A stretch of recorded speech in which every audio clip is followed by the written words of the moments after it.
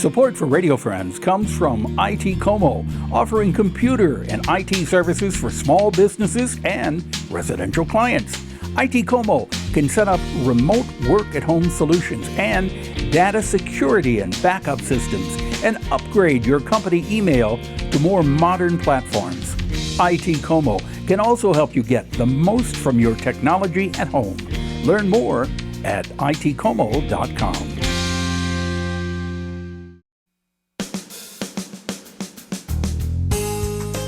Good morning and welcome to Radio Friends on Friday, February the 17th. I've got my walking encyclopedia sitting right next to me. You know what I'm talking about? JOAN STACK from the State Historical Society. Good to have you here, Joan. Oh, it's good to be here, Paul. This is Black History Month. We dealt with the trivia night that's coming up for Black History Month later this month, but you wanted to talk specifically about some actual events that took place. Yes, I mean, the theme this year is Black Resistance. And so we thought for our annual Black History Month display at Ellis Library from the State Historical Society, we would do a deep dive into the Sharecroppers Strike of 1939. So what happened there? Well, what happened is it's during the Depression, and the federal government is trying to help farmers. So one of the things they did is to keep the prices stable. Some farmers were asked to leave their land fallow. And Not plant anything. Yes, and then they would get subsidies. Well, so the federal government would pay the farmers not to plant. That's right. Now, in southern Missouri, a lot of the actual work was done by the sharecroppers. Okay. And some people even say it was sort of just an extension of slavery. These people were very poor.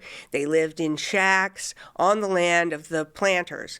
And what happened is, in order to keep all the money for themselves, a number of these planters evicted their sharecroppers at the beginning of 1939. Okay, so let me back this up again. The government was paying them the same amount of money that they would make. That's right. If they had plants on the land, if That's they were right. farming it. With that money, they were paying the sharecroppers. That's right. So the government says, do not plant anything, but we'll still pay you the same amount. Yes. Now, the decent thing to do then would have been to also pay the sharecroppers. That's right. But they didn't do that. But that didn't happen. And so these poor families, and there were thousands of people affected by this, were evicted. They didn't have any place to go. It was January, and there was a labor leader who was also a reverend, Owen Whitfield, who thought, we ought to do something about this. Let's have a strike, and we will show the people of Missouri and the people of the nation how these people have been mistreated. So what they did was ask those people to take all their belongings, everything they had, and camp along the roadsides in the Boot Heel on the highways 60 and 61. And so these highways were lined with these displaced sharecroppers. And they would hold things like prayer meetings. I brought a couple of pictures. This first one is a picture of a family hovered around a stove. They've made a makeshift tent. This is how they were living. And so they were really desperate. But they got together. The idea was they were going to peacefully protest. Prayer and religion was a big part of it. And they were going to let the world know what was happening. Now, I'm looking at this picture, and this was not a set-up picture. This was actual. This was real. The photographer, a famous Post-Dispatch photographer named Arthur Witman, went down to the Boot Heel, and he brought some lights. So the images are lit, but it's at night, and he lit some different things that he was seeing down there. And this is one of those little campsites, and it's a family. They're camping. It looks like all they had was a couple of blankets or rugs for a roof, Yeah. a potbelly stove, and the rest of their belongings, and they're exposed to the elements in January. Yes. In January. So this was a pretty rough situation. And then there were a number of prayer meetings. So I also brought an image of two women at one of these prayer meetings. One of them is holding her baby. And if you're watching this on television or on the internet, look at that picture very closely, because you can see the tears flowing down her face. Yeah. And the other woman is probably singing a gospel song. You know, the different religious leaders would come to help inspire them, to encourage them to persevere, according to the newspapers, comparing them to Daniel's in the lion's den. Mm-hmm.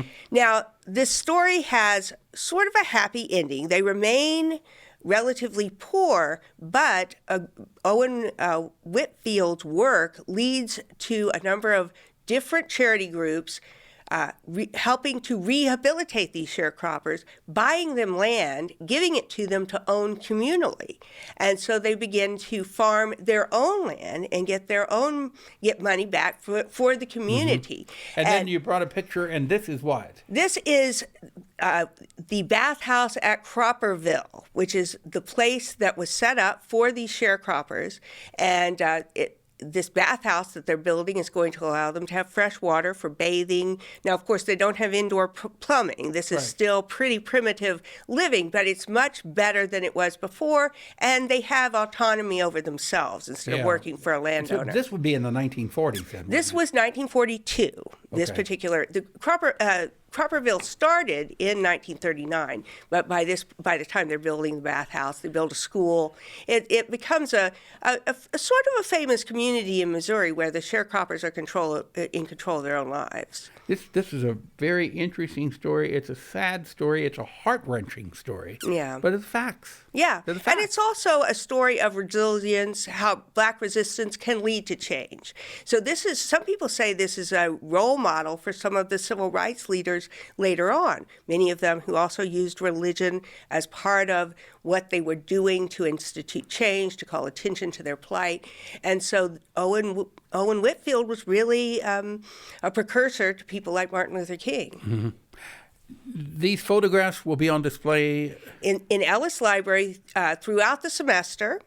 And then I will be speaking on the photo exhibit on February 22nd at 2:30 at Ellis Library.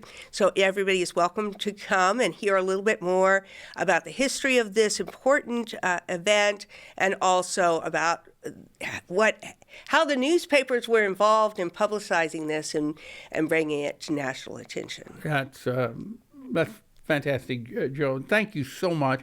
And just the information that you shared with us today is heart-wrenching. Yeah.